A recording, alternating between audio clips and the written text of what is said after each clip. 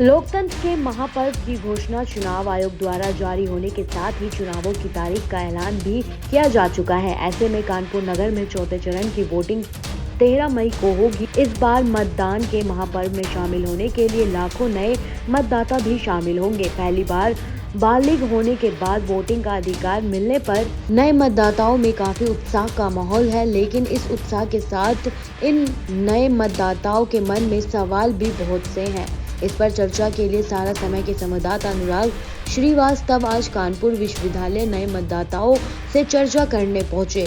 इस दौरान बालिग होने के बाद पहली बार मताधिकार का प्रयोग करने से पहले इन नव मतदाताओं के मन में क्या है, आइए जानते हैं। देखिए हमारी ये खास रिपोर्ट।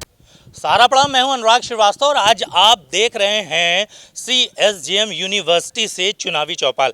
मैं एक बार अपने कैमरा पर्सन से कहूंगा कि यहां पर दिखाएं जो स्टूडेंट हैं आज इस चुनावी चौपाल में शामिल होने के लिए यहां पर आए हुए हैं। इनसे बात करेंगे क्योंकि ये आने वाले देश का भविष्य है, आने वाली राजनीति की दशा और दिशा तय करने वाले ये सारे चेहरे हैं।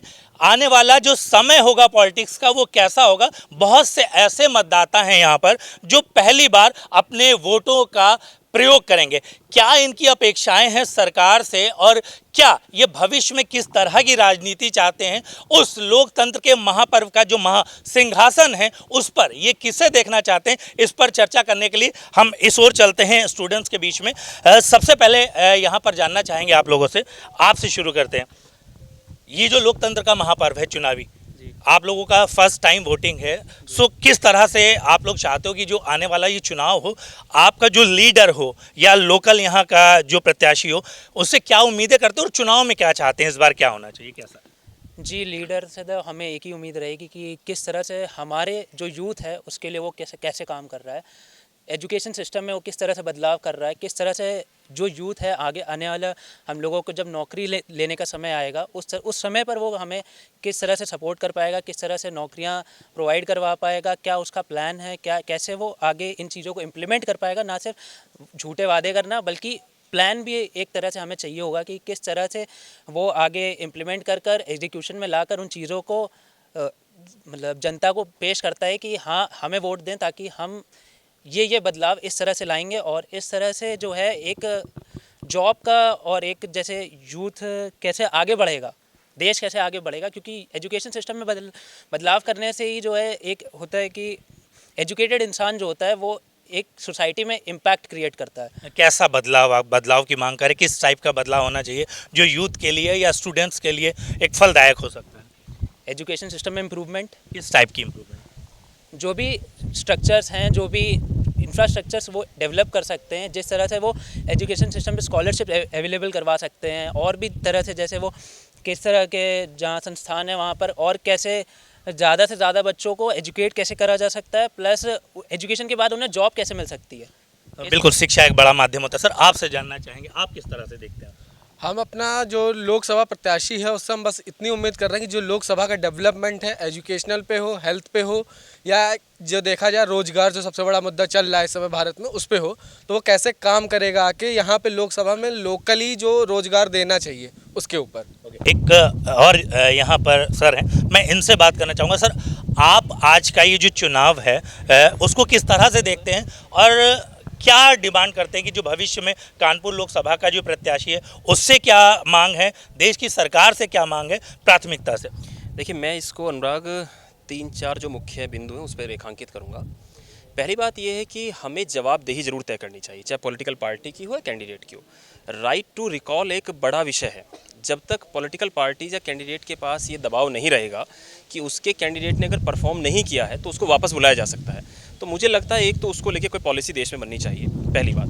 दूसरी बात यह है कि हमें अपने लोकल लेवल पर वो ट्रस्ट डेवलप करना होगा स्थानीय जनप्रतिनिधि को, कि जैसे कानपुर की आप बात करें कि जो जनप्रतिनिधि है वो लोगों में विश्वास पैदा कर सके कि वो उनके लिए है, उपलब्ध है। उपलब्ध होने का मतलब ये नहीं कि आप सिर्फ जाएं एक सेरेमोनियल तरीके से मिलें, फ़ोटो खिंचाएं, अखबारों में छप जाए, पोस्टर छप जाए, वो नहीं। ग्राउंड पे काम कैसा दिखना चाहिए।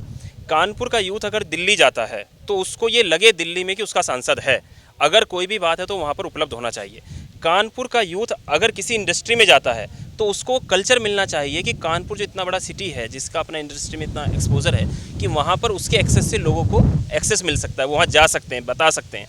अगर कानपुर में हेल्थ सिस्टम की आप बात करेंगे तो उसे लगना चाहिए कि अगर हैलेट में इलाज नहीं है और उसको एम्स जाना पड़ रहा है, तो यहाँ से मेरे लिए एक सिस्टम है कि मेरा सांसद या मेरा जनप्रतिनिधि मेरी ऐसी बात रखेगा कि मुझ पर वो उतना दबाव, मुझे लगता है। तीसरी एक बात और मैं आपसे जोड़ना चाहूँगा, जो एक मुख्य बिंदु है, कि हम सिर्फ जनप्रतिनिधि पे दबाव ना डालें कि वो घोषणावीर बन जाए, वो ये घोषणा करे कि मैं ये कर दूंगा, ये कर दूंगा, ये कर दूंगा, लास्ट में आपका काम नहीं हो पाता है तो आप अगली बार क्या निराश हो जाएंगे, हताश हो जाएंगे। हमें ये समझना होगा कि इस पूरे प्रोसेस को बिंदुवार तरीके से, कि लोकल लेवल के जो मुद्दे हैं वो किस स्तर पे सुलझाए जा सकते हैं। मान लीजिए आपकी गली मोहल्ले की समस्या, तो स्थानीय पार्षद की जिम्मेदारी है। आपके विधानसभा क्षेत्र में दिक्कत है तो आप अपने विधायक से पूछेंगे। सांसदी का चुनाव है, बड़ा चुनाव है, देश की सबसे बड़ी पंचायत में जाके लोग बैठेंगे, तो उस पंचायत में जो आदमी बैठे वो पंचायत स्तर के विषयों को रखे, वो अपने यहाँ हर हफ्ते महीने में तैयारी करके जाए। जैसे हम अपनी क्लास में आते हैं, तैयारी करके आते हैं, बच्चों से असाइनमेंट लेते हैं, और जनता के लिए जवाबदेही कि जो महीने में संसद से लौट के आए तो वो यहाँ के बताए कि भैया इस बार की संसद के सत्र में मैंने आपके 15 विषय रखे, कि यहाँ पर जाम का मुद्दा था, यहाँ पर अस्पताल का मुद्दा था, यहाँ दवाई का मुद्दा था, इसके घोटाले का मुद्दा था, इनके ट्रांसफ़र का मुद्दा था। इन विषयों पे जब वो जनता के साथ जो टू वे अप्रोच में कम्युनिकेशन करेगा, संवाद करेगा, तो मुझे लगता है कि कैंडिडेट का ट्रस्ट भी लोगों के बीच में बनेगा और लोगों को भी लगेगा कि एक अवेयरनेस आएगी। एक बड़ी बात और है, पॉलिटिकल अवेयरनेस वो राइट्स के लिए भी आनी चाहिए लेकिन ड्यूटीज़ के लिए भी आनी चाहिए। एज ए वोटर मेरी भी कुछ जिम्मेदारी होंगी, मेरी अगर जिम्मेदारी हैं तो मुझे उनको भी पता होना चाहिए। और इन सबको लेके मुझे लगता है कि अभी अगर हम देश की बात करें, जो आपने पूछा कि देश को आप किस तरह देखते हैं चुनाव को, अभी हम उसके लर्निंग फेज़ में हैं। अभी एक अवेयरनेस पिछले 8-10 सालों में आई है, जिस तरह से पैरेलल मीडिया खड़ा हो गया है, तो अभी लगता है इसमें थोड़ा टाइम लगेगा, लेकिन ये जरूर है कि ये अकाउंटेबिलिटी, ये जवाबदेही एक ना एक दिन कैंडिडेट के ऊपर ये जरूर होगी कि हम राइट टू रिकॉल जैसे विषयों की बात कर रहे हैं, तो शायद और बेहतर तरीके से उनको लागू भी कर पाएँ। बात अगर विशाल जी लोकल यहाँ मुद्दों की करी जाए तो क्या मानते हैं कि यहाँ कानपुर का जो एक बड़ा लोकल मुद्दा है, सबसे पहले अगर कोई भी सांसद बनता है, किसी भी पार्टी का बनता है, तो सबसे पहले उसको किस विषय पर वर्क करना चाहिए? देखिए, मुझे तो ऐसा लगता है, मैं तो इसको बड़े अलग तरह से देखता हूँ। आप अपने संसदीय क्षेत्र में हर इलाके में आप अपने ऐसे प्रतिनिधि बना दीजिए कि जो उनकी समस्याओं को साप्ताहिक या दैनिक आधार पे उनको एड्रेस करें, और उसका एक मैकेनिज्म बनाइए कि भैया मोहल्ले की समस्या जाएगी, वो शाम तक इकट्ठे होकर, एक आपने ऑनलाइन का ज़माना, डिजिटल इंडिया की हम बात कर रहे हैं, कि सांसद जी के पास आ गई, सांसद जी उनमें से जो हर विभाग की समस्याएं उसको भिजवा दें, चाहे वो हेल्थ की समस्या हो। अगर लोकल लेवल पे आपको लग रहा है कि प्राथमिक चिकित्सा में दिक्कत आ रही है, अगर आपको लग रहा है हेल्थ के जिला अस्पताल में दिक्कत आ रही है, सांसद की निधि का भी एक कोटा है, वो कितना दे सकता है, लेकिन वो प्रयास कर सकता है, उसका विजन बड़ा होता है। मैं बार बार वही बात कह रहा हूँ कि जब तक वो ट्रस्ट लोगों में डेवलप नहीं करेगा, मैंने वोट दिया है, मैं सांसद के घर तक जाऊँ या मेरे मोहल्ले में सांसद ने ऐसी व्यवस्था कर दी है कि मैं क्लिक करूँगा, मैं एक मिस कॉल करूँगा, एक मैसेज करूँगा, मेरे पास सहूलियत आ जाएगी। हम ये नहीं कह रहे हैं कि आप सहूलियत ला के इंसान को काहिल बनाइए, बिल्कुल नहीं बनाइए, लेकिन उसको स्किल सिखाइए। आप उसको बताइए कि आपके लिए इतनी इंडस्ट्री में हमने बात की है, हमने आपके लिए इतने अस्पतालों में बात की है, हमने आपके लिए इतने एजुकेशन इंस्टीट्यूशन में बात की है, हमने आपके लिए ये इनोवेशन में बात की है, हम आपके लिए। अब आप सोचिए, कुछ बच्चों ने जैसे बात भी की आपसे कि शिक्षा में रिफॉर्म्स आने चाहिए। क्या रिफॉर्म्स आने चाहिए? आपने भी बीए किया है, मैंने बीएससी किया है, लेकिन अब जो जनरेशन है वो भी बीए बीएससी कर रही है, तो सिलेबस में क्या चेंज आया? आप एआई के ज़माने की बात करें, आप डीफेक की बात करें, मीडिया के स्टूडेंट हैं, आप भी हैं, मैं भी हूँ, तो आप मुझे बताइए, क्या मीडिया का जो हम हिंदी साहित्य की पत्रकारिता पढ़ते आ रहे थे, हिंदी पत्रकारिता पढ़ रहे थे, क्या आज भी उसको पढ़ेंगे? या अब हम बात करेंगे कि ग्लोबल मैप पर कैसे भारत का जर्नलिज्म दिखाई दे? तो इस तरह के विज़न के साथ अगर हम आएंगे, चाहे टेक्नोलॉजी में आएँ, चाहे लिटरेचर में आएँ, चाहे हम इनोवेशन में आएँ, एंटरप्रेन्योरशिप में आएँ, जब तक हम इस नयापन को नहीं एक्सेप्ट करेंगे, मुझे नहीं लगता कि विकास के बात को हम मंच से कहना और ग्राउंड पे लाना, दोनों में बड़ा एक अंतर, एक बड़ी खाई पैदा हो जाएगी, ऐसा मैं मानता हूं। मैम, फर्स्ट टाइम वोटर हैं आप लोग किस तरह से एक फीमेल होने के नाते भी क्या सरकार से मांग करते हैं कि किस तरह से वो आने वाला जो चुनाव हो उस पर इस तरह से? देखिए, हमारे पास बहुत सारे मुद्दे होते हैं, जैसे एजुकेशन हो गया, रोज़गार हो गया, इलेक्ट्रिसिटी हो गई, बहुत सारे मुद्दे हैं, और सरकार बहुत सारी हमारे लिए नीतियां लाती भी है, लेकिन बात यह है कि वो नीतियां हम तक पहुंचती कैसे हैं और उन पर अमल कैसे किया जाता है, क्योंकि नीतियां तो हज़ारों आ रही हैं, रोज़ाना आ रही हैं, लेकिन उन पर अमल नहीं किया जा रहा है। और अगर ये बोला भी जाता है, दावा भी किया जाता है कि इतने से इतना बदलाव हुआ है, तो वो बदलाव दिखता नहीं है।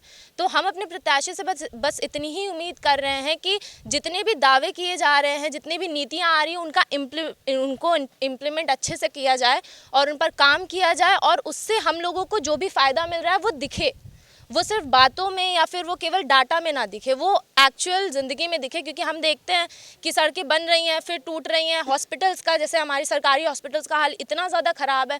बताया जा रहा है कि हॉस्पिटल्स बन रहे हैं, उनका इंफ्रास्ट्रक्चर अच्छा हो रहा है, बहुत सब कुछ, लेकिन आप जाइए देखिए खुद हॉस्पिटल्स में तो वहाँ पर पैर रखने की जगह नहीं है। आप सरकारी स्कूल्स देख लीजिए, मेरे घर के पास 2-3 सरकारी स्कूल्स हैं, उनकी हालत इतनी ख़राब है कि आपको वहाँ टीचर्स नहीं दिखेंगे। आप बच्चों की तो बात छोड़िए, आपको वहाँ टीचर्स नहीं दिखेंगे। तो फैसिलिटीज़ की भी चीज़ें हैं, और बात भी यही है कि जिन लोगों को एजुकेट करने के लिए हम ये सब कुछ कर रहे हैं, उन तक वो सारी चीज़ें पहुंच ही नहीं रही हैं। तो प्लीज़ अगर आप कोई भी नीति ला रहे हैं, चाहे आप 10 की जगह 1 लाइए, लेकिन प्लीज़ उसको इम्प्लीमेंट कीजिए अच्छे से, और उसका असर हम लोगों को दिखना चाहिए। फर्स्ट टाइम वोट करेंगे, हाँ जी। कैसा फील कर रहे हैं कि पहली बार आप लोग वोट करेंगे? एक्साइटेड भी हैं, साथ ही साथ डरे हुए हैं।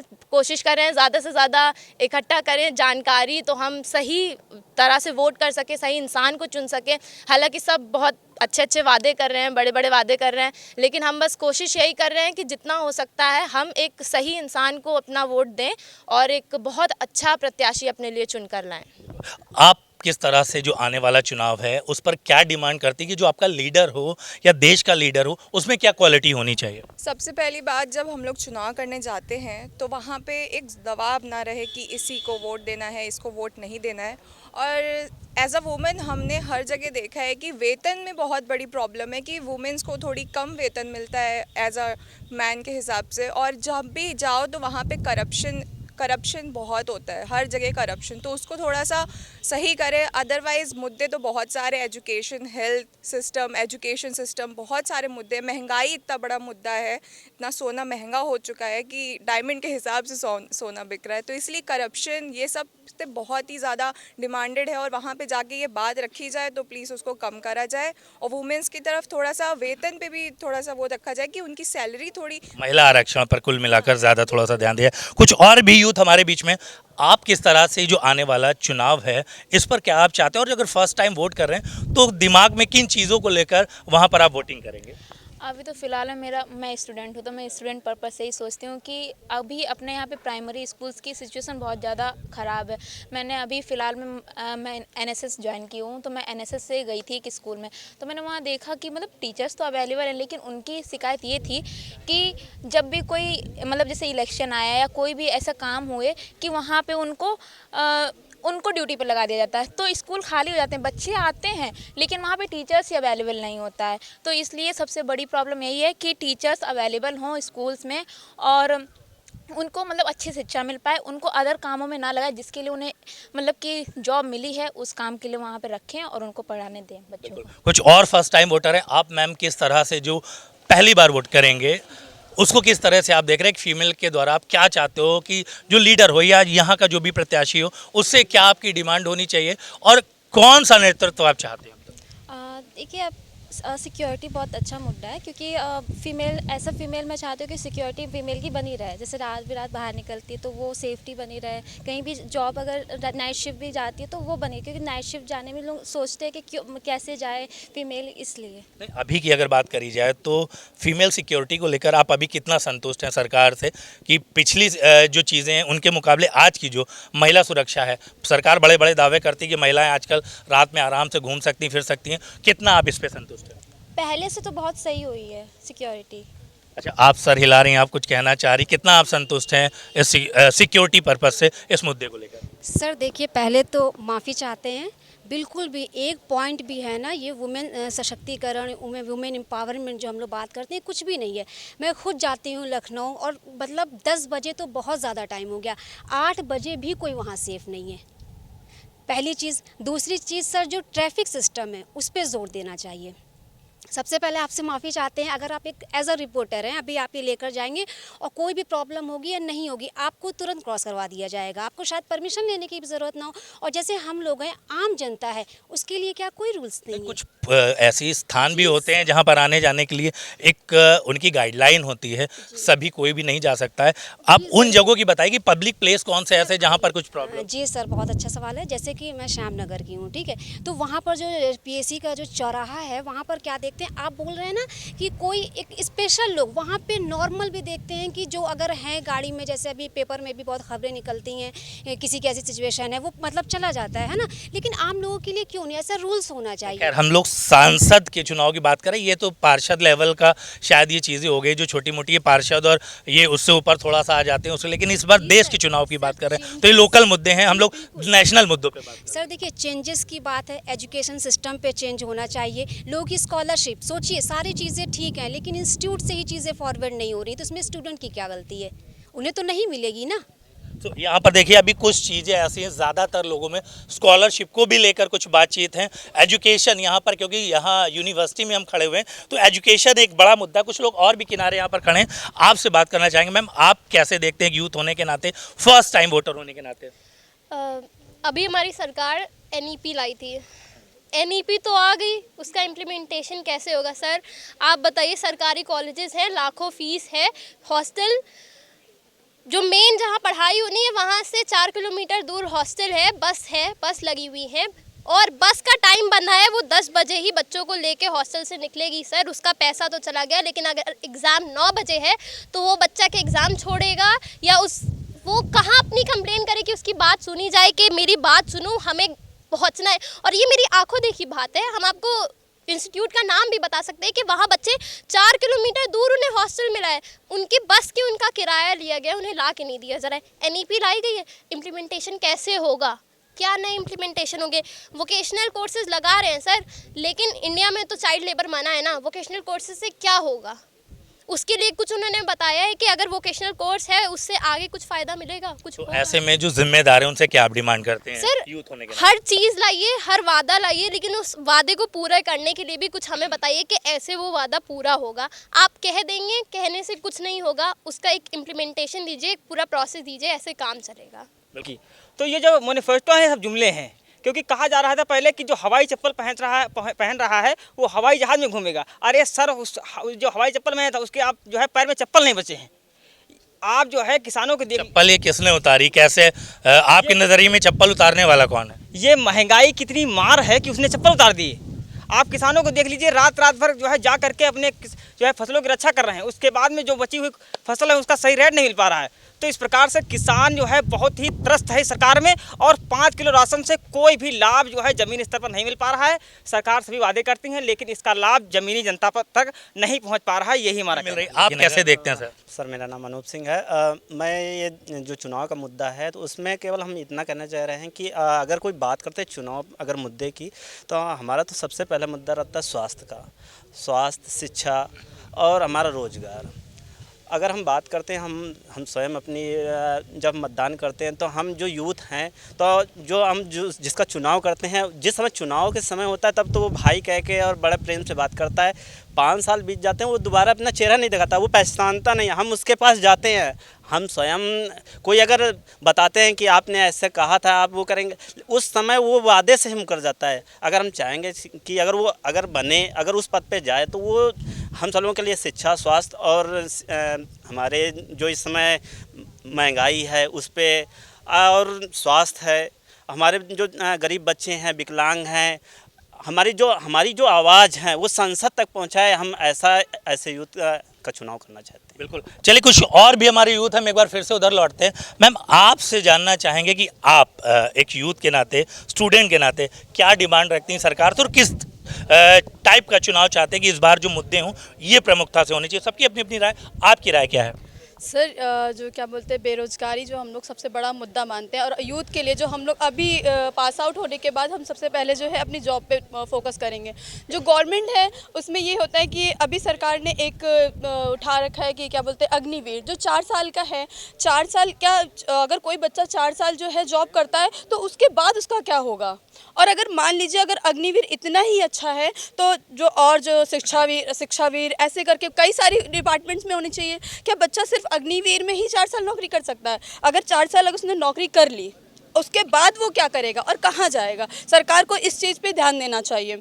और जो बच्चे अभी क्या बोलते हैं, अभी जो हम लोग का पुलिस का एग्ज़ाम था, काफ़ी सारे बच्चों ने फीस भरी, अपना फॉर्म भरा, उसके बाद एग्ज़ाम री एग्ज़ाम हो गया, कैंसिल हो गया, चीटिंग हो गई। तो कम से कम सरकार को इस प्रोसेस को भी थोड़ा ध्यान में रखना चाहिए कि बहुत से बच्चे होते हैं, बहुत मेहनत करके आते हैं, एग्ज़ाम देते हैं और कहाँ कहाँ से आते हैं उनको नहीं पता होता। लेकिन जब हमारा एग्ज़ाम कैंसिल हो जाता तो एक बच्चा होता है वो नाराज़ होता था, हताश हो जाता है। और मतलब सरकार को ये भी देखना चाहिए कि जो मतलब इतने सारे एग्ज़ाम हो रहे हैं, इतनी सारी अभी जो है पेट का एग्ज़ाम लगा दिया है और पेट में जो है क्या है 1 साल के लिए ही अवेलेबल है। अगर इस बच्चे ने पेट इस बार निकाल दिया और अगली बार वैकेंसी नहीं आ रही है हमारे पास में, तो हम क्या करेंगे। पेट निकाल करके हमारे पास कोई जॉब नहीं है, तो सरकार को इन सब चीज़ों पे ध्यान देना चाहिए। आप फर्स्ट टाइम वोटर हैं। पहली अगर बात करी जाए इतनी सारी चीज़ों में, तो आपकी अगर कानपुर लेवल से बात करी जाए तो पहली प्राथमिकता क्या होगी जब आप वोटिंग का वो एक बटन दबाएंगी, तो दिमाग में क्या चीज़ें रहेगी सबसे पहली जो प्राथमिकता है? सर सबसे पहली तो जो मुझे अभी तक फेस करने पे आई हुई है वो है ट्रैफिक। कानपुर में सबसे ज़्यादा ट्रैफिक लगता है टाट मिल में, और वहाँ से आने में मुझे बहुत ज़्यादा दिक्कत होती है। तो सरकार को ये भी ध्यान देना चाहिए कि जो स्कूल्स हैं और जो कॉलेज स्टूडेंट्स हैं उन पे जो है उनके लिए ट्रैफिक रूल्स ज़्यादा अच्छा होना चाहिए। और बहुत सारी ऐसी चीज़ें हैं जो हम गर्ल्स को मेनली फेस करनी चाहती हैं। बिल्कुल बिल्कुल। हमारे साथ कुछ और भी यूथ हैं। भाई आप किस तरह से एक स्टूडेंट होने के नाते और फर्स्ट टाइम वोटर होने के नाते क्या दिमाग में रखकर वो महापर्व का बटन दबाएंगे? रोज़गार विषय रहेगा मेरा। रोज़गार इसलिए कि कानपुर के संदर्भ में देखा जाए उद्योग नगरी कहा जाता है इसे, लेकिन यहाँ से ही उद्योग गायब होते चले जा रहे हैं।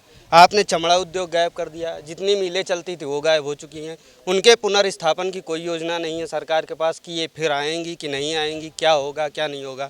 लाल इमली पे एक टाइम पे 30,000 आदमी काम करते थे, 10,000 पर शिफ्ट में। आज उन 30,000 का क्या हुआ, कोई वो नहीं है। तो रोज़गार सबसे बड़ा विषय है। उसके बाद शिक्षा जो है, तो शिक्षा ऐसी मिल रही है कि आपने नीपी ला दिया, आपने वो जो कोर्स थे 3 साल का उसे 4 साल में कर दिया, लेकिन वो जो चौथा साल पढ़ेगा उस पे जो फाइनेंशियल वो पड़ेगा बच्चे पे, वो कौन देखेगा। जो 3 साल पे डिग्री मिलती थी उसमें आपने एक और जोड़ दिया। उसके बाद बीएड का आप जो कर रहे हैं कि एग्रीग्रेटेड बीएड होना चाहिए या फिर अलग से वैसा, तो ये भी युवाओं को मतलब वो कर रहे हैं। पर तो पहली प्राथमिकता आपकी क्या रहेगी इस बार, जैसे फर्स्ट टाइम वोटर के हिसाब से, कि जो सबसे पहली मांग है उस पर क्या करते हैं? सबसे पहले तो यही कि जो नई एजुकेशन पॉलिसी आई है, नेशनल एजुकेशन पॉलिसी, उसमें जो मतलब कि युवाओं के विषय को ध्यान में रख के और उसको फिर से मतलब वो किया जाए, ड्राफ्ट उसका कायदे का बनाया जाए, उसको फिर इम्प्लीमेंट किया जाए। ये आप आधे पे इम्प्लीमेंट कर दे रहे हैं, आधे पे नहीं कर रहे हैं, ये बहुत गलत हो रहा है। मतदाता जब अपना अमूल्य मत पहले ईवीएम में देता है तो वो देखता है कि हम किस सांसद को चुन रहे हैं, और वो उससे उम्मीदें करता है कि वो हमारे लिए सुरक्षा का काम करे, हमारे लिए शिक्षा का काम करे, हमारे लिए रोज़गार का काम करे, हमारे लिए हमारी बेटियों को, हमारी बहन की सुरक्षा का काम करे। सर देखिए, मैं चाहती हूँ कि यहाँ पे एजुकेशन सिस्टम डेवलप्ड हो। ऐसे किसी बच्चे को इंटरनेशनल स्टडी करनी हो, उसको भी इसके लिए स्कॉलरशिप प्रोवाइड हो। मतलब सरकार इतना ज़्यादा मतलब इंटरनेशनल पे भी उसको सपोर्ट करे कि वो जाके बाहर जाके एजुकेशन सिस्टम अपनी कंप्लीट कर सके। और मतलब और काफ़ी मुद्दे ऐसे हॉस्पिटल का हो गया, हॉस्पिटल में ऐसे मतलब कोई भी गवर्नमेंट उसमें जाओ तो उसमें हम लोग जाते इतनी भीड़ लगती है, कोई मतलब पेशेंट मर रहा है तो उसकी देखा नहीं जाता कि उसको क्या बीमारी है क्या है, कुछ नहीं देखा जाता है। बस वो अपने पर्चे से देखेंगे, जब उनका नंबर होगा तभी देखेंगे, उससे पहले क्यों नहीं, जब पेशेंट मर जाएगा उसके बाद देखेंगे। इस चीज़ के लिए उनको सोचना चाहिए कि जब उनको इमरजेंसी है उनको सबसे पहले ये चीज़ देखनी चाहिए। सर जो चुनाव लोकसभा का है तो इसमें सबसे बड़ा मुद्दा ये रहेगा मेरा कि कानपुर में ट्रैफिक जाम लगता है। ट्रैफिक के लिए मेट्रो बन रही, डाइवर्जन होता है, डाइवर्जन का सिस्टमेटिक ढंग नहीं है, कहीं से बैरिकेडिंग लगा दी है, डाइवर्जन जो है सही से नहीं है। ट्रैफिक पुलिस कहीं भी लग जाती है, वो कहते हैं ई रिक्शा वालों, जैसे ये ई रिक्शा पे रोक लगाई गई तो पूर्ण तरीके से सिटी से बाहर रखे जाएँ या एक एरिया डिसाइड कर दिया जाए। पहले कहा जाता है कुछ एरिया में डिसाइडेड है कि यहाँ नहीं जाएंगे, उसके बावजूद कुछ दिन सिस्टम रहता है, कुछ पेपर छपता है, कुछ दिखाया जाता है, उसके बाद ये सिस्टम चला जाता है। मैं यूनिवर्सिटी में यहाँ पढ़ता हूँ तो यहाँ पे एनईपी नई आई है, एनईपी नई शिक्षा नीति लागू हुई, तो इसमें ये होना चाहिए कि जो सिस्टम कहा गया है कि आप कुछ भी सब्जेक्ट पढ़ सकते हैं,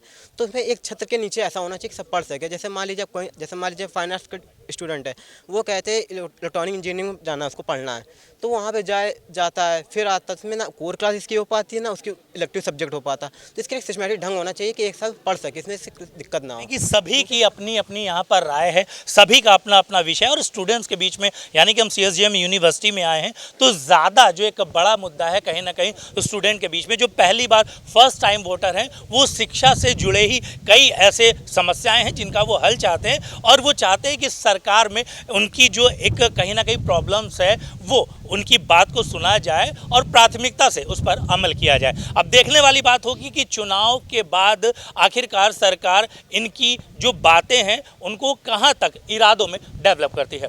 कानपुर से वीडियो जर्नलिस्ट रवि शर्मा के साथ सहारा समय के लिए अनुराग श्रीवास्तव। ऐसे ही तमाम जानकारियों के लिए हमारे साथ बने रहें और देखते रहें सहारा समय का डिजिटल प्लेटफॉर्म।